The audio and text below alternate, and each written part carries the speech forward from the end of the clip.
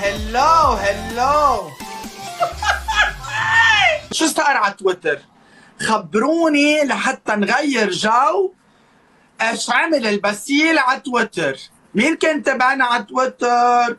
والتويت الزلزالي الذي حصل؟ يا حياة قلبي، هيدي تاني مرة بتقلي انه نادين جمع عملت لك بلوك لانك وقفت معي. يا حبيب قلبي، ببعت لك وصل شكر، ببعت لك وين رقم بيتك وشو رقم بيتك حياتي وعنوانه، وانا بعت لك هلا، بعت لك كادو من عندي.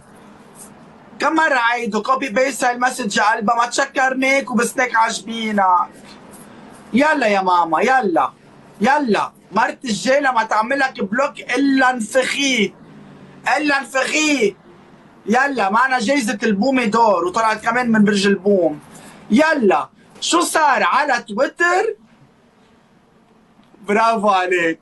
شو اللي صار على تويتر لحتى ضجت وزلزلت الدنيا؟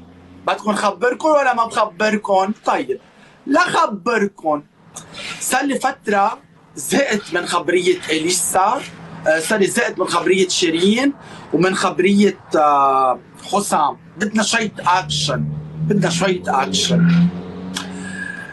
قلنا وبتغلط هونيك اجت اليسا واجت من الله. يا حياتها الورد شو حلو وشو سكسي. بتغلط اليسا المحبة الحنونة وبتليك على هونيك لايك ورتويت. مين مسكه؟ بتعرفوا قاعد هيك زهقان خلاص 5 سنين عم نحكي بحسام وشيرين. بليز حدا ينقذني. ومين بيجي بينقذنا بلحظتها؟ حركشونتي المفضلة اليسا. نشوة حركش فيها، نشوة وهي الكل يحركش فيها الا الي بسيل. مثل ما انا عندي نقطة ضعف على حركشتي فيها، هي عندها نقطة ضعف على ردها الي. كل الكرة الارضية بتشخر لاليسا وبتحركش باليسا وما بترد على حدا، بس ما البسيل بيجي بقول لها وينك؟ بتقلي هون. بشرف ربكم في شي مرة اليسا قلت لها وينك؟ هاشتاج وينك؟ ما اجت انبذت لي قالت لي هون. يلعن انا وياها هيك نشوة. اجت قلت لها وينك؟ كبيت لها التويت الشهير يخزل العين، زلزل تويتر وزلزل أمة الله. نسيتوا شيرين وحسام بلحظة.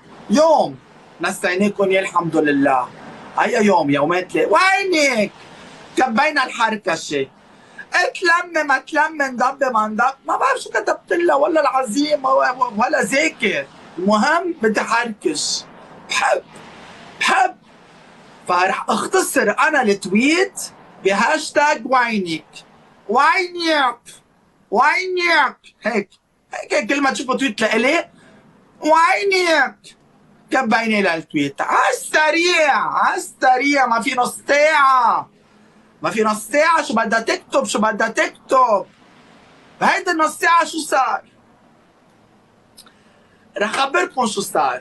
نانسي عجرم انعدام الرقبة. نانسي عجرم بحبها، معترة لقلقت علينا مرتين، ردينا لها اياها 20 مرة. بس نانسي بدنا نصلح لها اللي فات. كيف بدنا نصلح لها اياها؟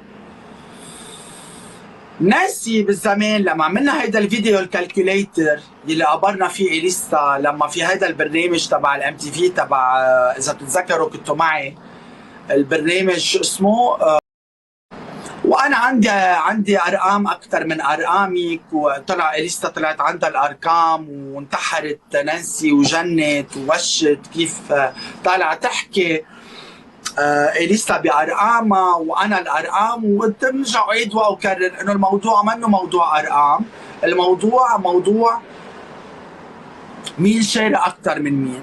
ركبنا هالفيديو وشخرنا للوسا ولف ودار هيدا الفيديو، طبعا كلكم بتعرفوه وتشاركتوه كفانزات وعنزات. وانا مبسوط نشوى فوتهم ببعض وبقعد بتفرج وفق بزر برجع بصلحهم برجع راديهم برجع عادي. عبي هوا اختي، عبي هوا، عبي هوا. انتوا بتحكوا بالجيران انا بحكي فيهم. جينا وقتها ايه عملنا هالبلبله وعبينا هوا وانبسطنا وانتشينا. هون فجأة تجيها الصحوة لنانسي وتخبط براسها ايش عملت. كيف يعني؟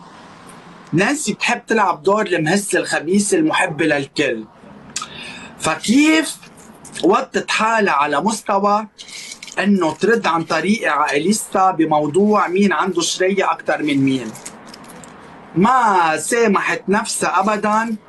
كيف هي برأيها انه عطيت ضوء لإليسا او نزلت من قيمتها عند إليسا. كمان كل واحد بيشوف حاله نمبر 1 وكل واحد بيشوف حاله عم بيفيد الثاني. يا نانسي يا حبيبة قلبي اهدي روقي ابدا، اهدي روقي ابدا. طيب كيف بدنا نردهم اصحاب مع بعض؟ جربت نانسي تتوسط عند صديق مشترك بيني وبين إليسا وبيننا نحن ثلاثة. إليسا ابدا ابدا ابدا، هديك حقودة، هديك حقودة ابدا. يا عمي كيف؟ اذا بتتذكروا توفت عمتها لإليسا وعزتها نانسي، ولا كانت إليسا ترد على العزا. انا قلت خلينا نقاصص نانسي هالفترة، نعلمها الحكي بالظهر قد ايه مأذي، نعلمها احترام الوفا، نعلمها الأصول، نعلمها كيف الإنسان يشوف أفعال خير غيره وما يبزق بالصحن اللي أكل منه، وبعدين نظبط الأمور ونظبط الأمور لبعضها. فعلا هذا ما حصل، هذا ما حصل. هل برأيكم سوري عم فق بزر، هل برأيكم كانوا حيرجعوا يكبوا نبع المحبة هيدا ويقعد يشرشر محبة لو ما عملنا الحركشونية التي عملناها من يومين ثلاثة؟ كبينا هيدا التويت، زلزلت إليسا. هون ساعتها اجت إليسا بدها تظبط الوضع، ردت علي طبعا كتبت هالتويت او بالاحرى في مين عملها اياه كوبي بيست. صار الاتصالات، يعني الصديق المشترك يلي طلبت منه نانسي انه يرد علاقتها مع إليسا، هو نفسه اللي اتصل من قبل إليسا لنانسي. قال لا رح التويت ينكتب هيك، رح ينبعت كوبي بيست مثل ما هو وينحط على تويت إليسا، بس انت بالمقابل بده ينبعت لك تويت كوبي بيست. نانسي كمان ما بتعرف تكتب بالمره، إليسا بتكتب احسن منها.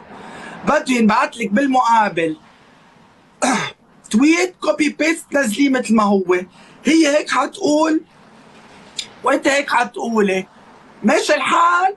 قالت له اكثر من ماشي الحال. هي صدقت صار من وقت الازمه وهي دبابه وإليسا مش راضيه. هون إليسا مثلا وديتها على الصلحه مع نانسي غصب عنها بطريقتها القدريه البسيليه. ومثل ما قلت لكم كانت الام بي سي تجمعنا، هلا الاي بي سي باسيل كوميونيكيشنز اند كونكشنز تجمعهم. وصارت الصلحه ولقيتوا شو حلو، قالوا لي اخر شي بصطاد بالمي العكره. يا عمي ما كل صيد بطلع لكم من هالمية المجاريه، كس اختها بتعيشوا فيها مشاوي على سنه. شوفوا